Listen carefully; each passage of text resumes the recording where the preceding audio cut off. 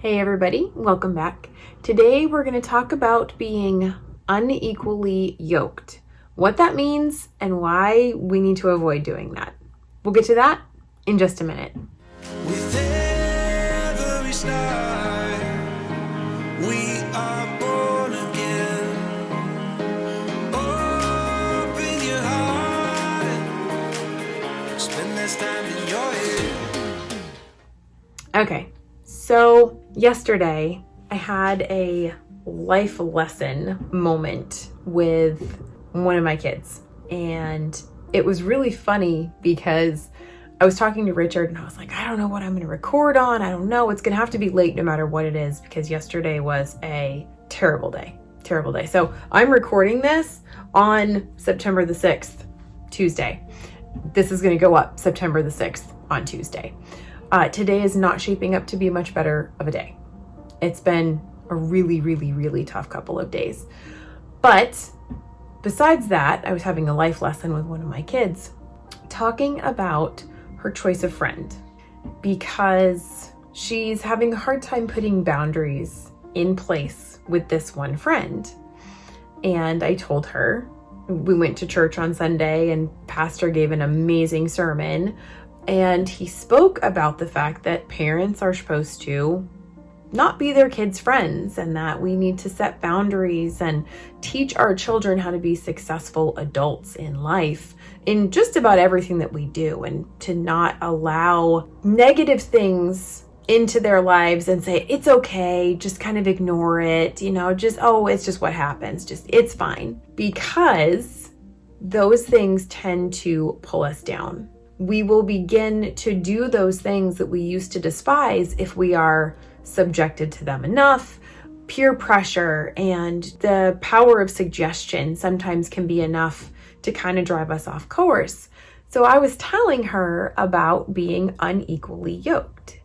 I said, most of the time when people say don't be unequally yoked, they're talking about marriage, that you want to marry someone with your same values, of your same religion, so that you're not working against each other. And she looked at me and she goes, what is a yoke? I know what an egg yolk is, but I'm guessing that's not what you're talking about. So not only do we have a life lesson, but also a little bit of a history or farming lesson. So I explained to her that a yoke is a big, long stick, basically, that has two round circles on it that go on top of oxen's heads so that they can pull a heavy load, a wagon, they can do all these things, pull a grain mill. They work together, and there's always two. There's always going to be two oxen, or whatever else. There's going to be two animals that are working together for a goal. And when we say you don't want to be unequally yoked, what you would imagine is something like this. That's not what we're going for. We want to be more like this, so that the load can be distributed evenly. So this concept is that these two animals would be sharing the load together. You want them to be about the same size, about the same strength. And the reason for that is because then they can equally take part of the load. When you're unequally yoked, whether it's in a marriage or in a friendship or with people that you're doing life with, if you are of different beliefs, if you are of different minds, then one of you is very different than the other. And when you have two animals, you would want them to be very similar. Instead, you end up with someone with one individual that is big and strong and knows where they're going. But then you've got one that's weaker and sicker and very negative, and they can pull you and cause more work for you, and then kind of begin to drag you off course because of the way that they are stumbling. Their negative talk, their disbelief can rub off on you. So it's extremely important for you to find your people and not be unequally yoked, but to have one or two or maybe even three very close people, very close individuals who think the same way that you do, who believe the same way that you do, who act the same way that you do. And this is for your own mental well-being so that you can be built up when you need to be built up. What I'm not saying that you should never help anybody who isn't exactly where you are. That's not what I'm saying at all. I'm saying that for you personally, when you have a load to bear, something to carry, that is when you need someone who can come alongside you, lift you up, and can help you bear the weight. So that once you get past this struggle, this hurdle, whatever it is that's in your way, then you're going to be able to take that sicker, weaker person and you're going to be able to pull them in with you and teach them the ways, but maybe not necessarily walk with them, not have them share your load, but teach them how to bear their own. If we're unequally yoked, it doesn't work out the way we would hope. We would think the strong one will support the weak one and then they'll pull them up and everything's going to be fantastic. But you would be amazed at how many times the strong one gets worn down and they get tired. These past 2 days have been ridiculous. They have been so hard. We've had everything from a deer ran into Richard's car when he was driving on the highway. So now we have damage and we have money that we're going to have to put towards that. We have an egg that just exploded in our incubator and all of our eggs are probably completely lost. And we were 6 days away from hatching. So we probably lost all of those. And then, of course, the dog threw up on the carpet because he was a dork and he ate some styrofoam from one of the stuffed toys. And so I had to clean that up.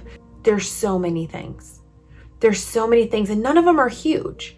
They're all these little tiny things. There's 1,000 of them.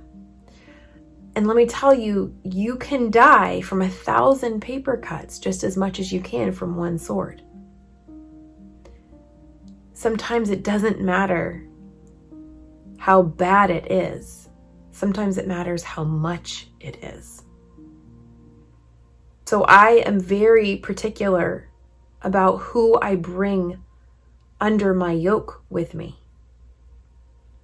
And I think you should be too. Now, again, that doesn't mean that I'm saying you can't commune with other people who don't think the same way that you do. It just simply means that when you have a burden to bear, you need to make sure that you have someone on the other side of that yoke that can help you bear it, that's not going to drag you down, that's not going to pull you off course. So we can all hang out together, grazing in the meadow, and live most of our lives together. But when the tough work starts, make sure that you're not unequally yoked. It's extremely important because the tough times are absolutely going to happen. I think now we're actually beginning to see this more and more where there's even more division than there used to be because of things that you never would have thought would have even been an issue. There's always the joke about, around the Thanksgiving table, who knows what's going to come up, and that's where the most family division happens. It seems to be happening more and more between friends and neighbors and family members. I think now more than ever, it's important to find those who are like-minded so that if you are struggling, you can reach out to those people and get the support that you need. And I don't think you should have 15 people that you want to pull that yoke with. I think you want to have 1, 2, maybe 3. But beyond that, it's hard to make those deep connections with that many people. 1 person, 2 people, maybe even 3 people. You can connect with them in a way that you don't connect with anyone else. And you'll find that when you begin to go through these really tough times, you go to one over the other. And I do that. When I'm struggling, depending on the situation, it's kind of entertaining to me to see who I text first, who I message first. It's like, okay, this person is who I need right now under my yoke to help me pull my load. But then the next time, sometimes it's another person, but I only have a few of them because honestly, there's so many reasons why I only have a few of them, but I don't have 15 close friends. I have very few. And I will reach out to them when I need them to help me bear the burden and carry my yoke. So I figured a life lesson for my daughter works as a life lesson reminder for all of us to not be unequally yoked, but to be able to work together and lift one another up and have those sacred ties with a few individuals that when things get really hard, we know that we can go to them because they've been through it. They're almost at the same place as us, about as strong as we are, about as big as we are. And they can support about as much as we can. Because sometimes we're going to need a little bit of help. So let's still all graze together and have fun together in the pasture. But finding those that can carry your burden with you, I think it needs to be a priority. Because we don't know what the future holds. And if you find those people and you begin to lift heavy things together now, when something really big comes along, it'll be effortless for you and this other person or a few other people to work together to support one another and lift one another up. I have to say, I've had terrible, terrible days. And within 15 minutes of reaching out to those sweet, sacred friends of mine, my mood lifts and I feel better and I can see the light at the end of the tunnel. I again feel my purpose and know what I should be doing and where I'm going. So having those friends to lift you up out of the darkness is invaluable. It's priceless. Go find your people. Support one another in the tough times. Pay attention to who supports you in the tough times. Those are true gems. And those are the ones that you want in your life. I wish you all the best luck on finding your people. Find your tribe. Let's be kind to one another. Let's lift one another up. Life is hard enough. There's enough going on for all of us. We could always use a little bit of encouragement. So go find your yoke buddy so that you can do life together. Thanks so much, guys, for checking in today. I'm sorry that these videos have been going up late lately, but life is tough. I'm doing my very best to adjust, and yet sometimes some of the very best talks come out of those ones. So thank you so much. Like, subscribe, and share. Please and thank you. And I will see you guys on the way. Hey guys, welcome back.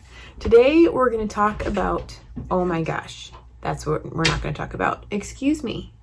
And hang on, I'm going to have to go tell the kids to be quiet because they're being ridiculously loud.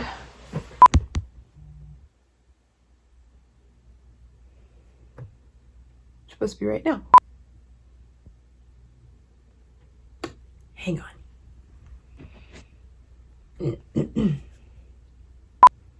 I'll finish this in just a minute. And then found out just lots of people are driving by today. Yeah, we'll just leave it at that. So